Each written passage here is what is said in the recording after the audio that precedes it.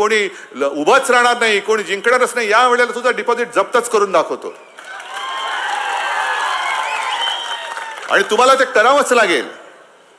जर तुमचं आमचं नातं काय जय शिवराय, जय जिजाऊ, जय शिवराय हे नातं जर का तुम्हाला दाखवून द्यायचं असेल तर गद्दाराला तुम्हाला पाडावंच लागेल. नाहीतर जिजाऊचं नाव घेऊ नका, छत्रपती शिवाजी महाराजांचं नाव घेऊ नका, तेवढे लायक आपण नाही असं दुर्दैवाने मला म्हणावं लागेल. कारण त्याही वेळेला छत्रपती शिवाजी महाराजांना आणि जिजामातेला हे असेच गद्दार सगळे होते, त्यांनी किती क्लेश दिले असतील. तो एक प्रसंग सांगतात, जेव्हा अफजल खान चालून आला होता, हे अशीच सगळ्यांना फरमानं घे सीबीआय इन्कम टॅक्सची की एक तर सामील व्हा म्हणजे भाजपात या, नाही तर तुरुंगात जा. हे अफजल खानीच वृत्ती आहे. अगदी महाराजांचे सगळे सोयरे सुद्धा, नातेवाईक सुद्धा बघा त्याच्यात आणि आत्ताच्या काळात काय फरक दिसतोय का तुम्हाला. महाराजांचे नातेवाईक सुद्धा अफजल खानाला जाऊन मिळाले होते. आणि मग अशाच एका दिवशी कान्होजी जेधे नाईक छत्रपती शिवाजी महाराजांकडे आले, त्यांच्या 5 मुलांना घेऊन आले आणि त्यांनी महाराजांना सांगितलं, महाराज अफजल खानाचा निरोप आलेला आहे की मुला बाळासह येऊन सामील हो, तुला खासदार करेन, आमदार करेन, मंत्री करेन. म्हणजे तेव्हाचं जे काय असतं ना, सरदार करेन, अमुक करेन, तमुक होईन करेन, आणि नाही केलास तर मुला बाळासह कापला जाशील. महाराज म्हणाले की मग वाट कसली बघताय, समोर मृत्यू दिसतोय तर जा आणि खानाला सामील व्हा, घ्या तिकडे वतनदारी.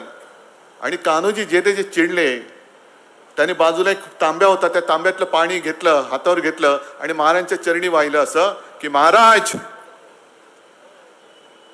हे वाहिलं वतन मी तुमच्या चरणी, ही माझी 5 मुलं तुमच्या चरणी मी वाहून टाकली, मेलो तरी चालेल पण भगव्याला डाग लागेल असं माझ्या हातनं काही होणार नाही.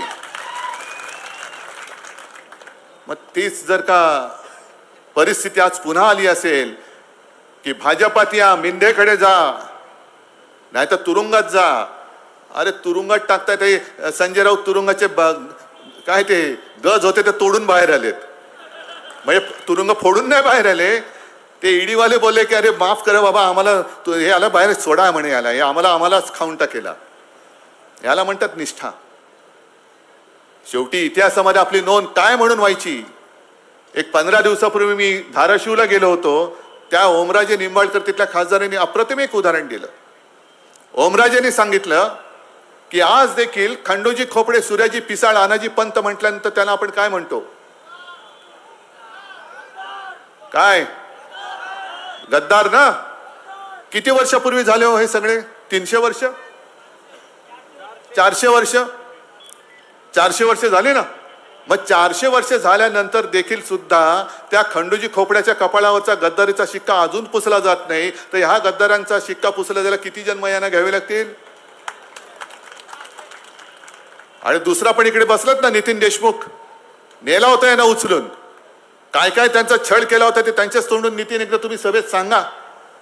कशी इंजेक्शन दिली होती, कशी म्हणजे जोर जबरदस्तीने घेऊन गेले होते, पण त्यांनी सांगितलं मला मारलं तरी चालेल, नाही तर मी तुम्हाला मारेन, पण मला नेऊन सोडा, मी तुमच्याबरोबर येत नाही, मारेन नाहीतर मरेन. कशासाठी जगायचं. म्हणून शिवसेना प्रमुख जे सांगायचे की अरे 100 दिवस शेळी होऊन जगण्यापेक्षा एकच दिवस वाघाचं जीणं जगा, एकच दिवस. आणि मला खात्री आहे की हा महाराष्ट्राचा जो वाघ आहे, म्हणजे तुम्ही त्या वाघाच्या एका डरकाळीनी, या आता संजय राऊत तुम्ही सांगितलं ना, त्या दाऊदच्या बाजूला जन्माला आलेल्या शेळ्या, त्या शेपूट हलवत परत गेल्याशिवाय राहणार नाही. संताप कुठे होतोय, का लढतोय उद्धव ठाकरे. माझं मुख्यमंत्रीपद खेचलं म्हणून नाही, तर आज ज्या पद्धतीने महाराष्ट्र लुटला जातोय, ओरबाडला जातोय, म्हणजे जसं छत्रपती शिवाजी महाराजांनी तेव्हा इंग्रजांची वखार सुरतेमध्ये जाऊन लुटली होती, आज हे सुरतेच्या माध्यमातून सुरतवाले माझा महाराष्ट्र, छत्रपतींचा महाराष्ट्र लुटतात. कोणालाच काही पडलेलं नाहीये, ना मिंदेला पडले, ना अजित पवारना पडले. आणखीन कोणी जसं म्हटलं आमचे सगळे सोयरे जरा या म्हटलं का जातायत आणि शेपूट हलवत जातायत. अरे शरम वाटली पाहिजे. माझा महाराष्ट्र लुटला जातोय आणि तुम्ही शेळपटासारखे त्यांच्या चरणी जाऊन लोटांगण घालताय. मी असं कधी आयुष्यात करू शकत नाही. मी नाही करू शकत.